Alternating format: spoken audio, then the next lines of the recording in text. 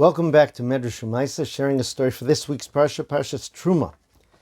Rav David Edry, who lives in Hebron, tells the following story that happened with Agon Rav Mordechai Eliyahu Zatzal. Rav Edry said that he was a newly married young man learning in the Machon Meir Yeshiva in Yerushalayim, which was in the Kiryat Moshe neighborhood right near Rav Mordechai Eliyahu's home. He used to daven in Rav Mordechai Eliyahu's minyan sometime. One day the Rav sent for him. He came to the Rav. The Rav asked him, "Where do you live?" He said, I live here in Kiryat Moshe. I learn in Machon Meir. The Rav asked him, "Where are you planning to live? Where are you planning to move?" He was very surprised by that question because he and his wife actually had been discussing where they would move next, but he never mentioned it to Rav Eliyahu. He said, "We're thinking of moving to Hebron." Rav Eliyahu said, "Good. You should open a gemach, a gemilus chesed fund, that will help needy people." Young David Edry was flabbergasted. He said, "But Rav, how can I make a gemach? I myself can barely pay my bills each month." The Rav gave him his bracha that you should do it and you should be matzliach. And so it was. He moved to Hebron. The gemach began slowly, taking some second-hand things from some people and giving them to people in need, gathering foodstuffs from here and there to provide. Eventually it grew to the extent that they were providing help for 500 families in all different ways. Toward the very end of Rav Mordechai Eliyahu's life, he was in the hospital. He was very weak. He was connected to all sorts of wires and tubes. And he sent for David Edry. David Edry came to the hospital, and the Rav told him, he says, "You must continue to help people with your gemach. If you need help, come to me, and I will help you."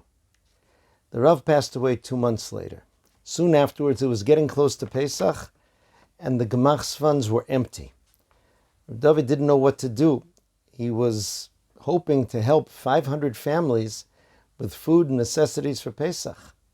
He remembered what Rav Eliyahu said. He went to Har Menuchos, he went to the kever of the Rav, and he asked the Rav to intercede in Shamayim, because the Rav told him that if he needed help, he would help, and they certainly needed help. The next day, a man came to Rav David Edry's home, and he asked him if he distributes food to needy people. He said, yes, he does. He asked him, "Do you need financial assistance in this project?" He said, "I very much do."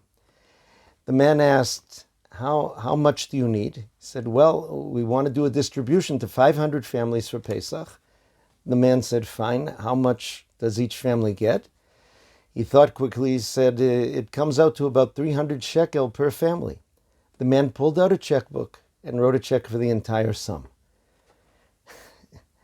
David Edry asked him, he says, "Where did you come from? How did you hear about us? What is this?" The man only answered with 2 words. He said 3 words, Rav Mordechai Eliyahu. David said, "Wait, but how Rav Eliyahu? Where Rav Eliyahu?" He could barely phrase the questions. The man simply said, "Ad kan," meaning, don't ask any more questions. A mysterious story, but a beautiful story for Parsha's Terumah.